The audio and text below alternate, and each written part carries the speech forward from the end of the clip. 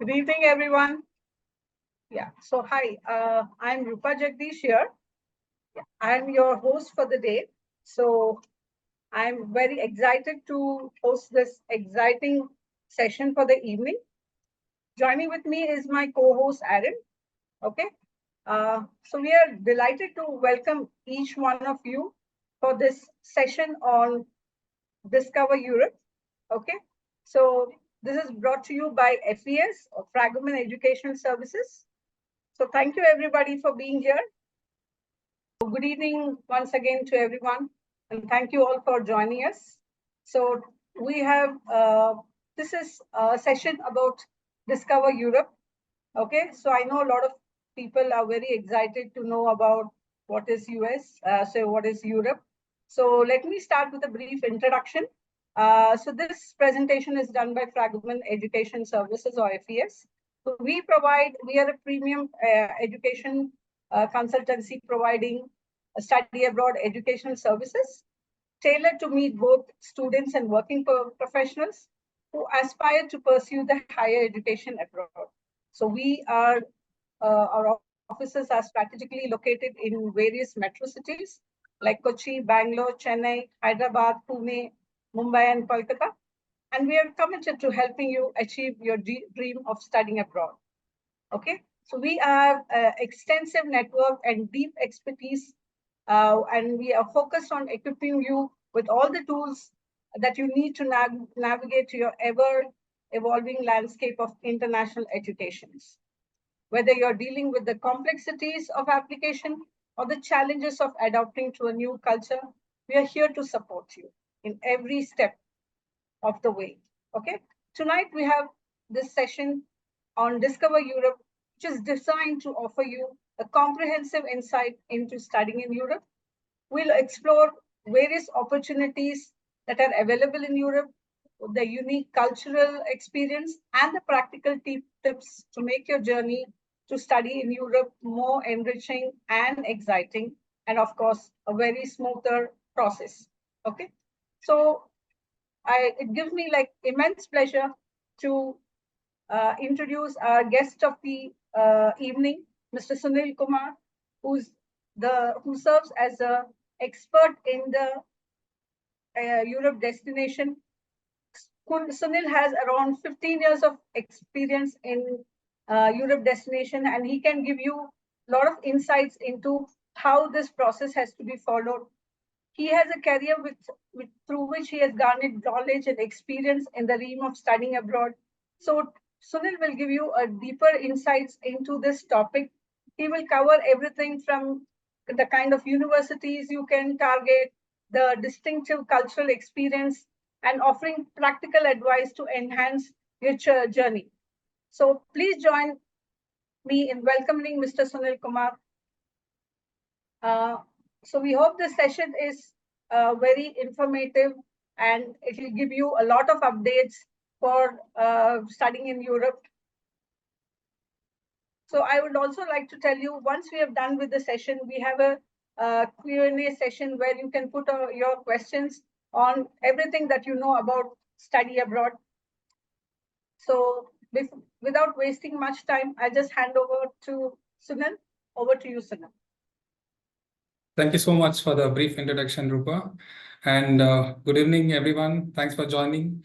So, as you all know, today we are here to discuss on the opportunities in Europe in terms of studying abroad.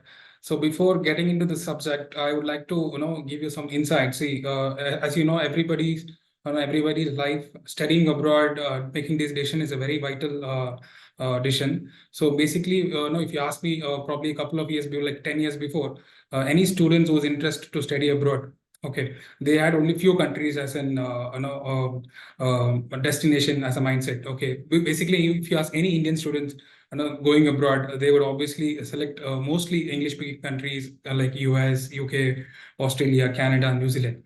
But to be frank, now the Indian students have got a lot of destination as an option to choose.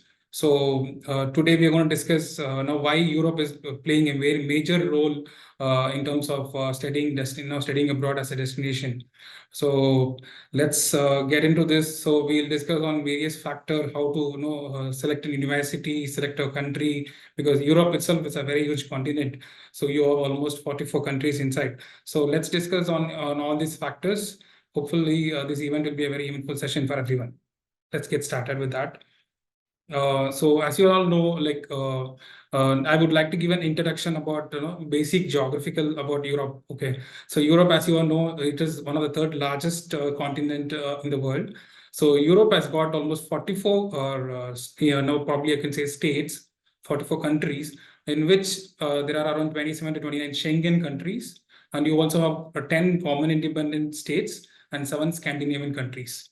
So, as you all know, Europe is a very favorable destination for Indians. I will tell you why. The major reason is studying abroad, probably a couple of years before, or 10, 15 years before, it was very expensive.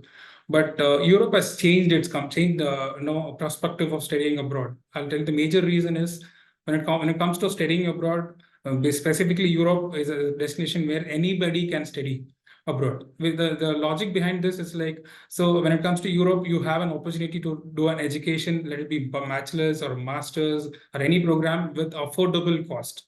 In fact, if you ask me 10 years before or 11 years before, Sweden was the first country to do free education, free education as an opportunity for international student. Now, after that, Italy has started giving a lot of scholarship-based education, and now Germany is giving for start a lot of scholarship-based education. So when it comes to Indians, probably currently Indians, there are a lot of lakhs and lakhs of Indian students are preferring Europe as a destination. The other factors are very importantly, as you all know, European universities are highly ranked universities in the world. If you talk about top 10 universities in the world, they're almost top 3 to 4 universities, which is highly ranked in the world. And you also have approximately top 30 universities in the top 100. So this itself makes it very clear that quality of education is also very good in Europe. And as I told you, very important factor is affordability. As an Indian, see, there are a few factors where Indians would prefer studying abroad. One is major is affordability. So because as you know, education is all about like probably I would say it's an investment where students would be very sure whether they can get their investment returns properly. So and Europe has got various number of universities, private universities, public universities, research-based universities. You have almost, when I talk about 44 countries, you almost have 44 countries, you almost 5,000 plus universities. So you have a lot of options in terms of course selection, in terms of universities, in terms of scholarship. So Europe is basically one of the best destination, I would say, if you're talking about quality of education or affordability, safety, all these factors plays a major role in Europe.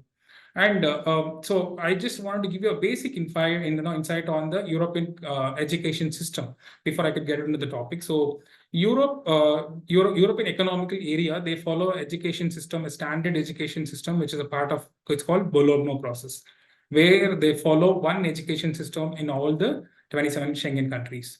So, the advantage of getting into Bologna process is like the credit system which they follow in each country, let it be Germany, Sweden, France, in any of the 27 countries or 44 countries, the education system will remain the same.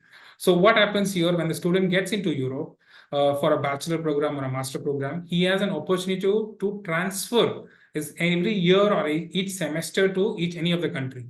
And there's one more advantage is like after completing his education, he is allowed to work anywhere in the Schengen area. So this gives a wider option for students to settling down or also in terms of job opportunities. There's a lot of other factors also. So that's about Europe as an introduction. Let's get into the subject basically. So the very important factor for any Indian student to get into abroad as a destination is how to choose the right university or a right program. Because see, when you talk about choosing a right university and right program, which plays a major decision in the success of getting into abroad. See, so we'll see the major factors. What are the factors which is very, very important on selecting the right university and the right program? So yeah. So when the student basically select an university, so the very important factor for any student to select an university should be the academic reputation. So there's a lot of students come and ask me whether should I give more importance to the country or the university. I always tell my students, please give equal importance to the university and the program which you select, and also the country, because all these factors plays a major role in selecting an university. So when it comes to academic reputation, so when you talk about accreditations, this accreditation plays a major role in the university degree value. Because see, there's a lot of MBAs in the world, B schools in the world. Only 15 to 20% of B schools or MBAs in the world is properly accredited. There are a lot of accreditation bodies like AMBA, ACSB. There's a lot of EQIs. There's a lot of triple crown accreditation. Not every students are really aware of this the accreditation factors, because these accreditation plays a major role in terms of the quality of education. And very importantly, the program which you're going to select. See, there is a lot of criteria to select a program. So now, after completing a bachelor degree, student will have a lot of options to select as a program. Let it be engineering or a medicine or a management subject. So the program which he chooses in that specific country will determine a lot of other its success of getting into abroad.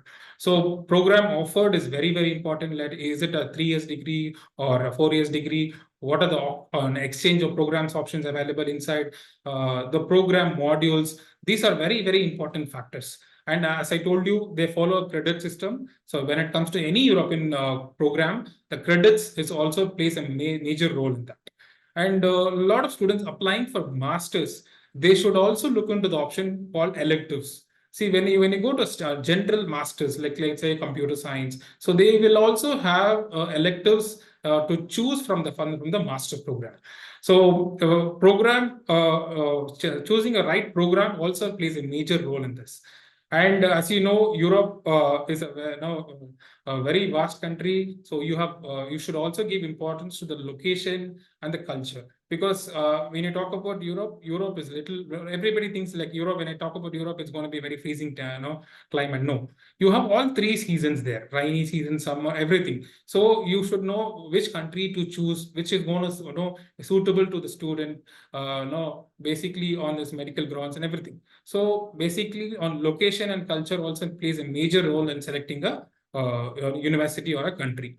And as I told you, cost of living. So like the major reason for selecting Europe. So as I was telling you previously, the cost of education is mostly subsidized by the government. So you have a lot of scholarships. In fact, even today, there's a lot of scholarships available for students going for bachelors or students going for masters, where the education is completely subsidized by the university. Not only university scholarship, you also have government scholarship in Europe, where you can avail scholarship for the living expenses also. So cost of education, what you spend in Europe, is very, very less when you compare to the cost spent in other countries. So for doing a bachelor program in Europe, you can start doing a bachelor program for less than 2 to 3 lakhs per annum, which is equivalent to the Indian cost.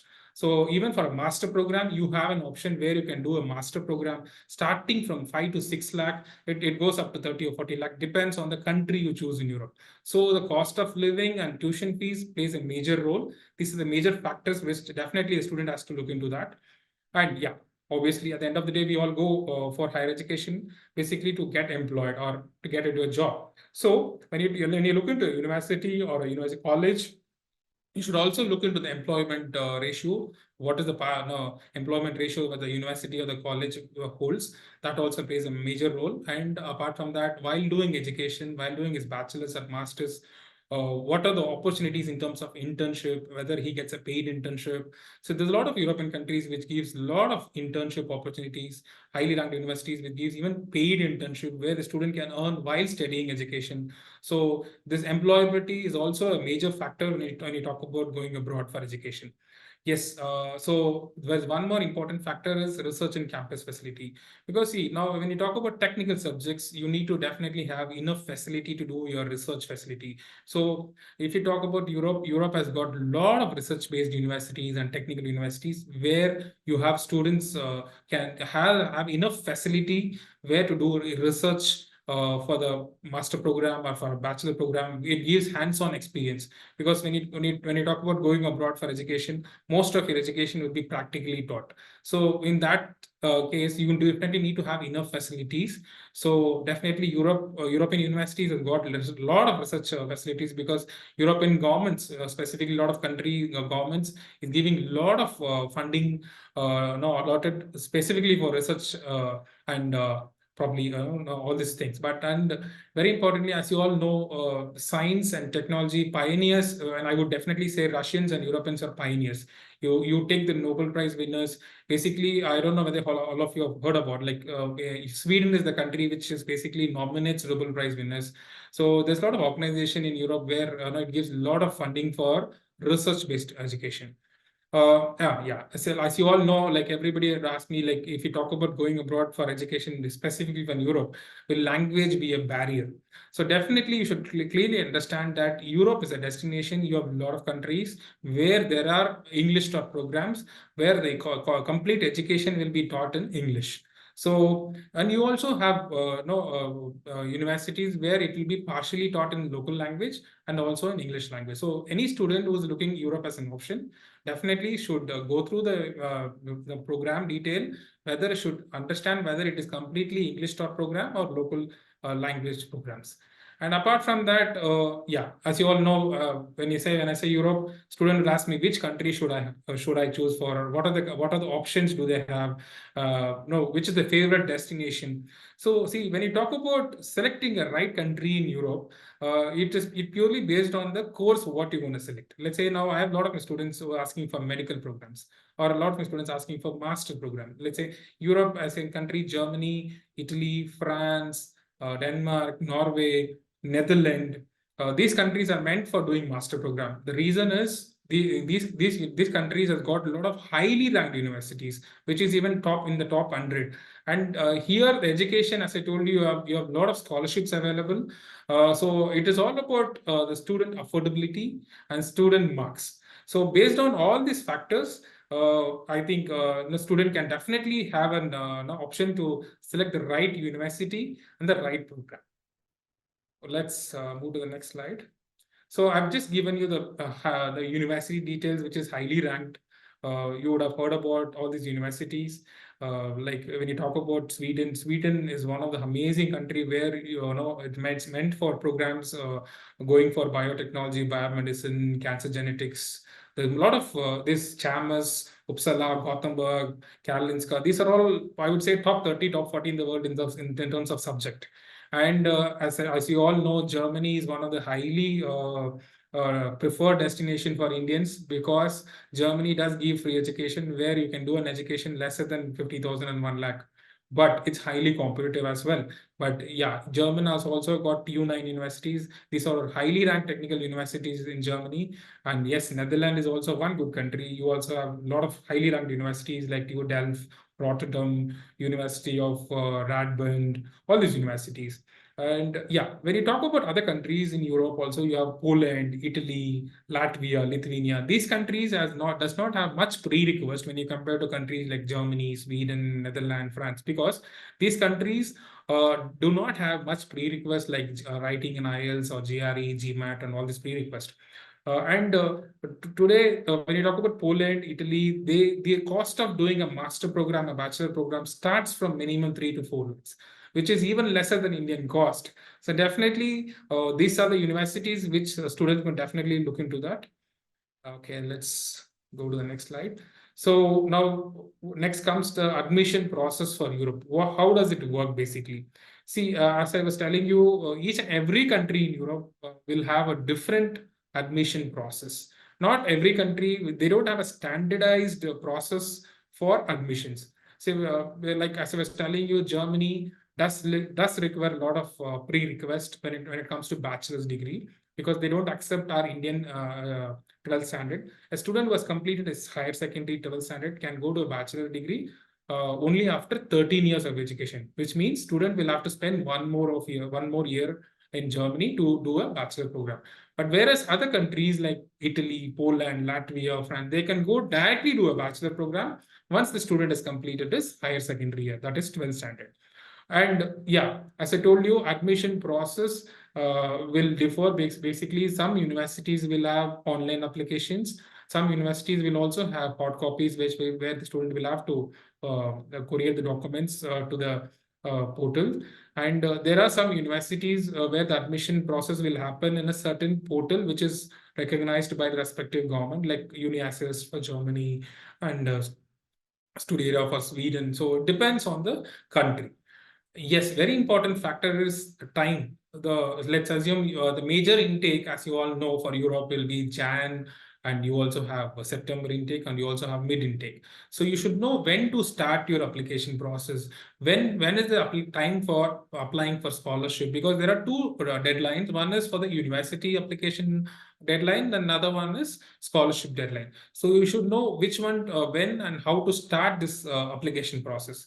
And as I told you, submission of documents. What are the checklist of documents which would require? See, Europe is very no easiest process. I would definitely when you compare to other countries, because they accept no medium of instruction letter from our college or university where they have studied previously. So, which means there is no mandatory that student has to go through an IELTS, TOEFL, or any other pre-request exam in terms of English proficiency. Yes, there are some universities where they will also have English proficiency waiver, provided you submit a minimum instruction letter from the college or the university where you have studied. And as you all know, see, when you apply to a public university, the success of getting admission is not only based on the marks which you score. It is also based on the motivation letter, which is the statement of purpose which you write. Because see, at the end of the day, public universities are highly competitive because of less number of seats.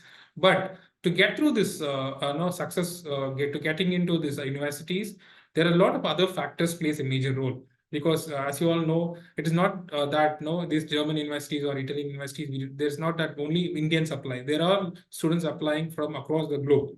So what are the other things which you can do is like very important thing is like the recommendation letter and the statement of purpose. You have to be very clear what you will do after completing this program, what is your objective of doing this program, and what are your achievements. All these things has to be written in a right way. So that plays a very important role for the admission process.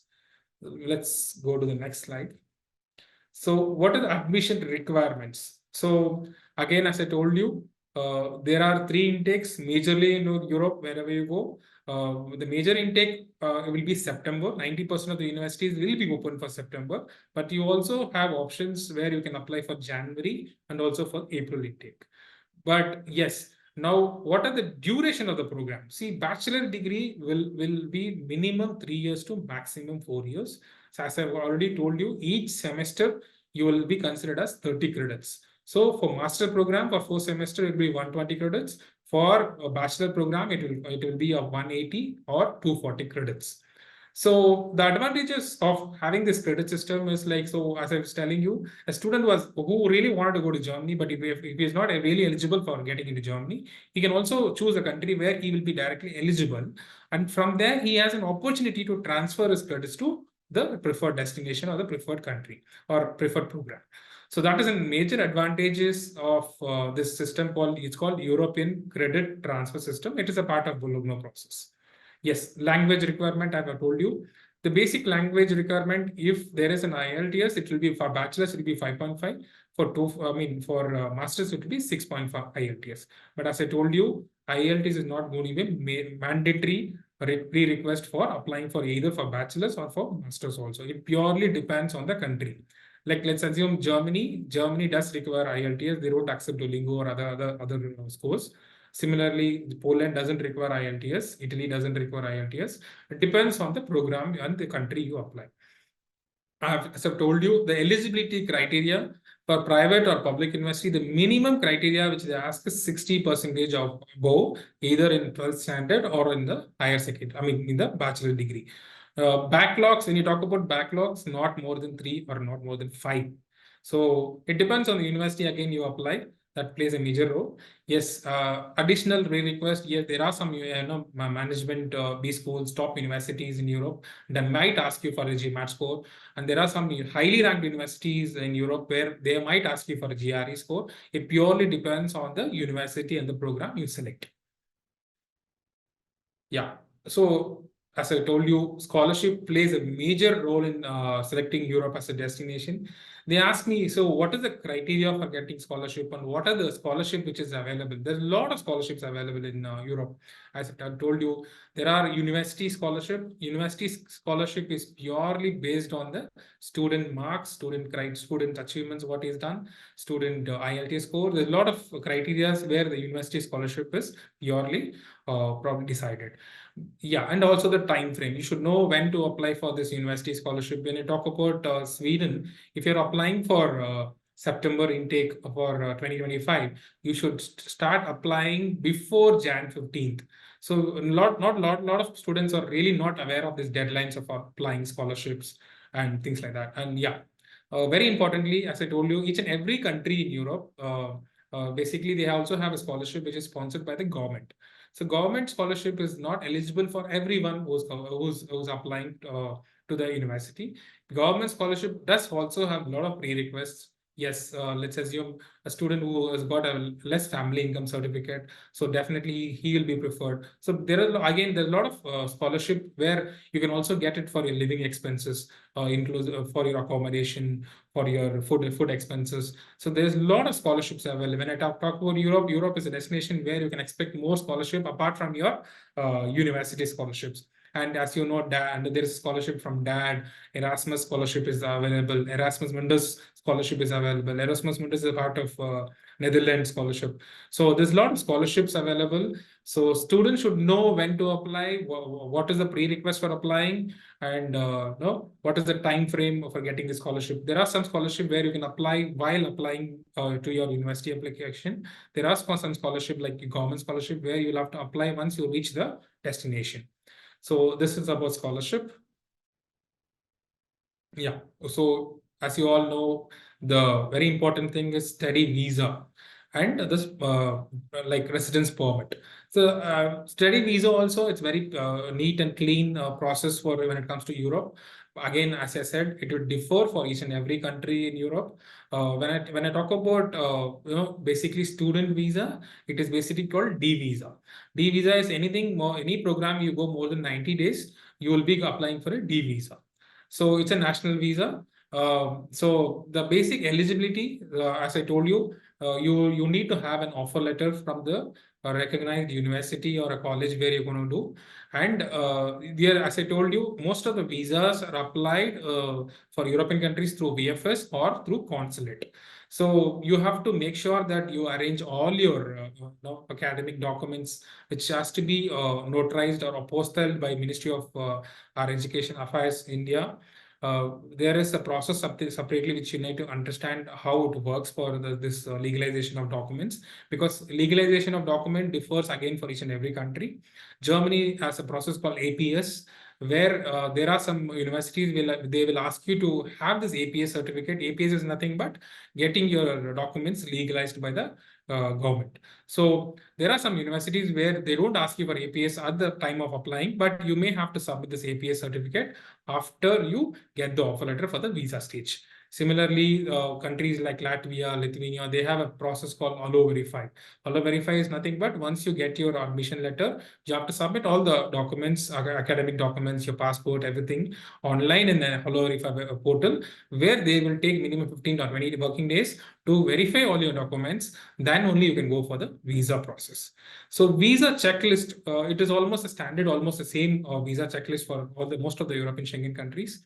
It's that like most important thing for Europe visa success is your financial document. So there's a lot of countries where you can just show funds, which is like you can just show funds for the visa. But there are some specific countries like Germany where you need to process a log token process, where you need to show your 1 year of living expenses. You'll have to deposit it in the log token, and that funds you will be able to utilize once you reach Germany. But there are countries where you can just show the living expenses for the first year into your account. These funds can be very new.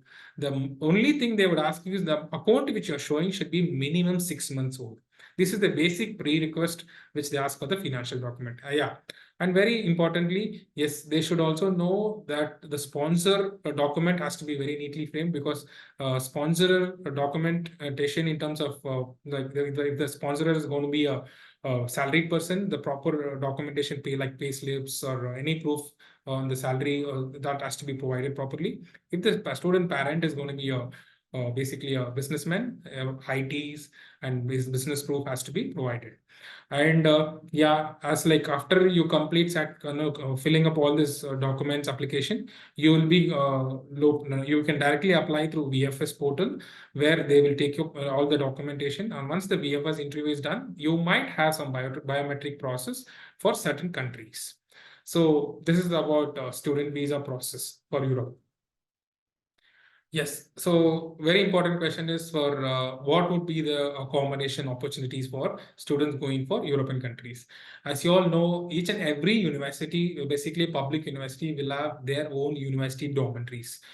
Indian students basically prefer going to university dormitories because of the cost.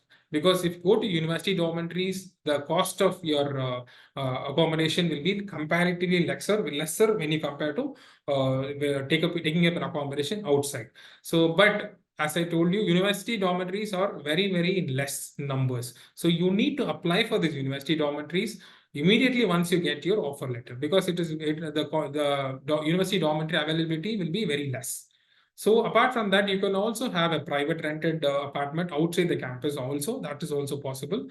And you also have homestay, where you can choose you can share your accommodation with the local people there, host.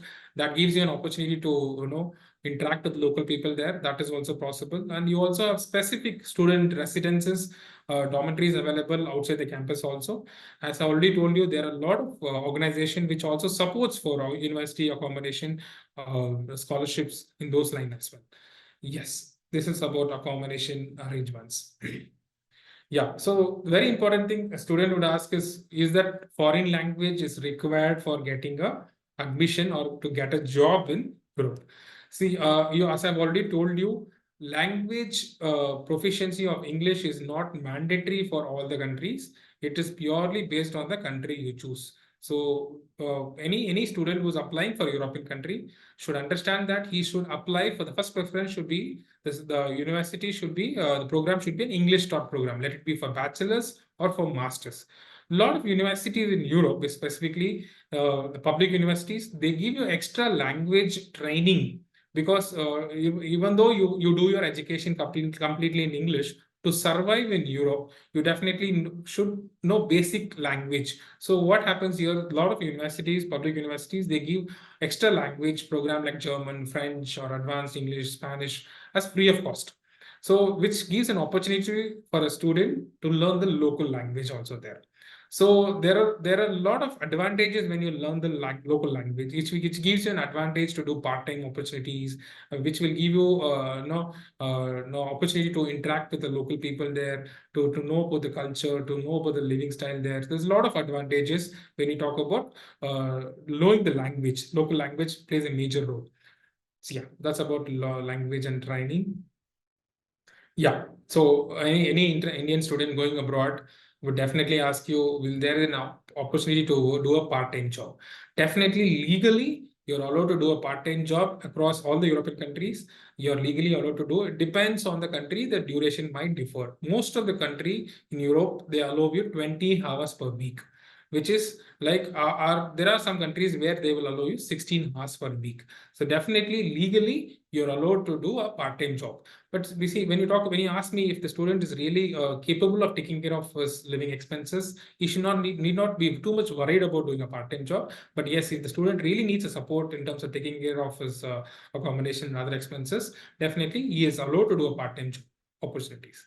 Yes, very important. Other factor is internship opportunity. See, we also represent a lot of universities where there is opportunity to do internship It, as I told you, it can be a paid internship or it can be a normal internship. But this internship gives you an opportunity to work with top MNCs, top companies in the world, where the student gets an opportunity to work while doing an education.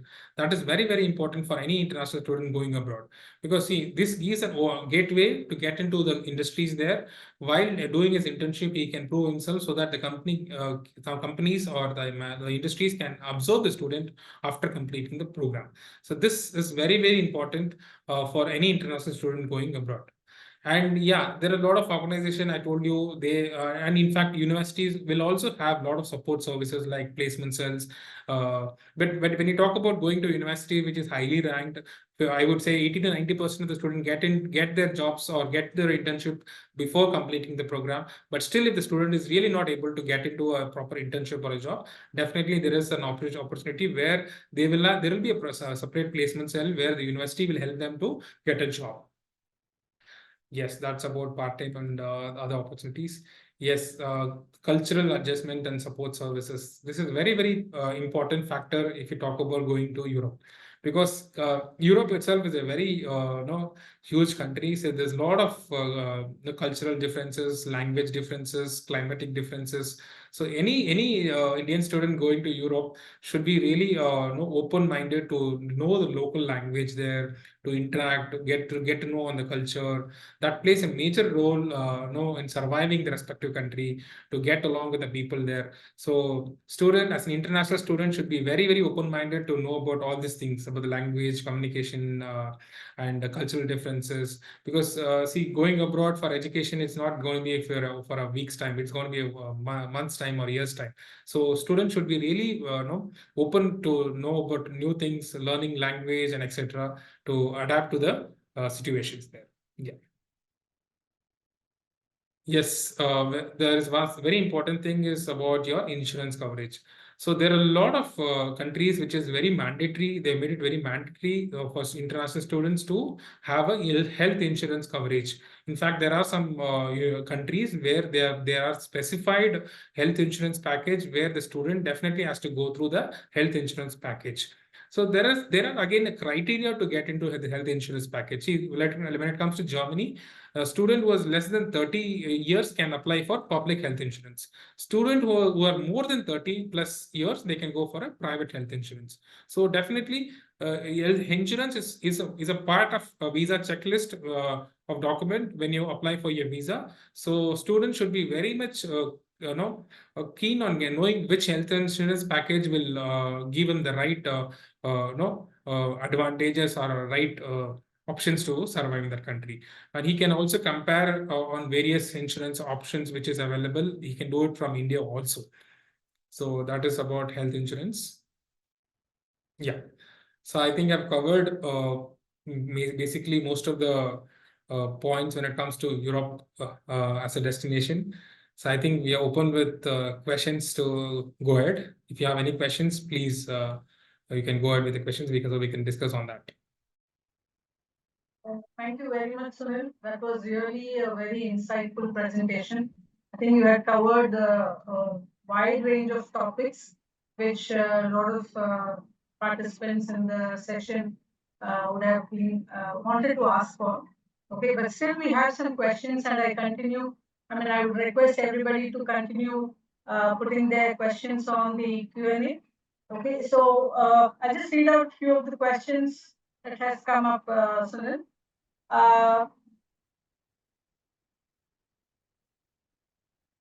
So basically, the participants are asking like, can they go for dental programs after BDS in India? See, very importantly, you should understand, our BDS is not the same BDS which they do it in Europe. In Europe, they call it as DDS. So definitely a student who has completed BDS cannot do a master program there, but a student who has completed his higher secondary can go for a BDS program there. A student who has completed his higher secondary can also go for a medical program, MBBS, physiotherapy, pharmacy, dentistry program. But student who has completed his BDS can go for a program like public health related program or healthcare management program. They can't go directly for an MDS program, or else they will have to go learn the language, local language there, and prepare for an exam there. There will be an entrance exam after completing the BDS. So after that, they can definitely get into a master program because of the clinical subjects. Thank you very much. So hope that answers your question. One of the students is asking is what is the process for doing medicine in Europe? Okay, so Europe is a like desired destination when it comes to medical students, because Europe has got a lot of countries where you can go do a medical program without writing any exams. See, when you talk about going abroad for medical programs in terms of English-speaking countries, as you all know, it is little expensive. I would say more than expensive. There are a lot of entrance exam where the student will have to go through, and apart from that, duration of the program matters a lot. So basically, for Indians, when I talk about going for medical program like MBBS program, they have options in a lot of European countries like Italy, Poland, or Armenia, Georgia. These countries where the cost of education would start from minimum 4 to 6 lakh per annum, which is very affordable. Because when you talk about India, we have an entrance exam for medical. It's called NEET. The basic criteria for getting into these universities is you need to have 60% in your physics, chemistry, and biology, plus NEET eligibility score. NEET eligibility score will differ for each category. The basic eligibility score starts from 140 to 160. So duration of the doing a medical program in Europe would be 6 years. So there are a lot of government universities in Europe where they can go do a medical program. As I told you, all these university degrees are recognized by Indian government. That is MCI, Medical Council of India. So any student who has completed a medical program in Europe is definitely recognized in India. Thank you very much, Sunil. Thank you. So one of the participants is asking, what is the purpose, for the process of getting into a German public university? So how tough it is to get into a public university? So what are the requirements or what prerequisites are required to get into this public university? Okay. So yeah, as you all know, like from India, there's a lot of students who are looking into Germany as an option for doing a master's or a bachelor program. But I would say most of the students would definitely want to do a master program after completing an engineering program in India. The reason is Germany does give you no government scholarship where there is no tuition fees for your education or less tuition fees, which is minimum starts from 500 euros to 1000 euros. So, but as I told you, it's highly competitive. When you talk about TU9 university, Germany does almost have 400 plus universities, but out of which only few universities programs will be completely taught in English. So students should know whether they should apply for an English taught program or a partially German taught English program. So the prerequisite will differ for each and every public universities in Germany. If you are looking for public university in Germany with English taught program, the basic criteria is you should have a IELTS score of 6.5. That is basic English proficiency score, and a good score in the bachelor degree, whether it be engineering or management. A student should have anything more than 75% and above. Will be really have an higher advantage of getting through an admission. Apart from that, yes, certain technical universities would ask for GRE score as well. So it depends on the university, the prerequisite will differ. Apart from that, a lot of students ask me whether German language is really mandatory to know to apply for this German universities. As I told you, if you are applying for an English start program, Germany is not going to be a mandatory thing. But if you are applying for a program which is partially going to be taught in German, yes, you do have to know the language. That is like it starts from A1, A2, B1, B2 until C1 or C2. So these are the basic prerequisites. As I have told you, only these factors will not get you an admission. So there are a lot of other factors like your motivation letter should be very attractive or very informative. So based on that, and apart from that, your achievements, what you've done in your bachelor's degree, if there is any presentation which you have done. So all this prerequisite matters a lot. So when it comes to public universities in Germany. Thank you very much, Sunil. So one of the participants is asking, which are the countries that you can look for, which has higher job opportunities, or where getting a work is easier?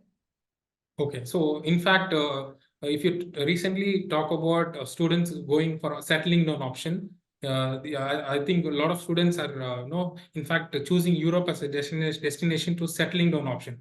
Because if you talk about work-life balance, the top 10 destination in the world are basically from, I would say, out of top 10, I would say 5 or 6 countries like Denmark, Norway, Finland, Switzerland. These countries are meant for, it is basically called as paradise of Europe, because these countries gives you amazing work-life balance. That's very, very important for any student going abroad for doing his education, because it's not only about doing his education. After completing his education, what are the opportunities to settle down in the country? How's the working culture there? All this plays a major role in that. But when you talk about students applying from India to Europe, they should know which are the countries where they can get through admission properly, which are the countries where it is affordable in Europe, which are the countries where they can go directly do English start programs. From that, after completing a program in that specific country, they can definitely look into the countries where they can go settle down for probably for future in terms of immigration or in terms of settling down options or job perspective wise. So I would definitely say Western European countries plays a major role, like as I told you, Germany, France, Italy, Poland, Latvia, Lithuania, Denmark, Netherlands. These are the countries where Indian students prefer going for doing a bachelor's or a master's program. Yes, Rupa. Thank you, Sunil. The next question is, how easy is the visa process? And which are the countries that will give easy visa? I mean, visa processes where there are high chances of visa. Okay. So as I've mentioned earlier, so each and every European country will have a different visa process. But if you talk about easiest visa process, see, there are some countries where they just ask you to do once you get your offer letter from the proper recognized university, you can get your financial document ready. Apart from financial document, your basic health insurance and your living expenses covered. So in that case, there are European countries like Latvia, Lithuania, Poland, Italy. Here, the living expenses per year, it will be less than 7 to 8 lakhs. So I would suggest student who really want to have an easiest visa process, definitely they can consider all these countries in terms of visa process. So I think finally, which are the PR countries in Europe? Oh, yeah. So usually, as I told you, PR countries in terms of settling down option, then definitely Luxembourg is one of the preferred destination, because a lot of people are not really aware. Like Luxembourg is one of the richest country in the world, and you have Denmark, you have Norway, you have Sweden. These are the countries where Germany. These are the countries where students who really looking for settling down option to really want to go settle down after completing the education. These are the preferred destinations in Europe. Okay, so I think, Sunil, you have answered to all the questions that has come on the chat. Any more questions?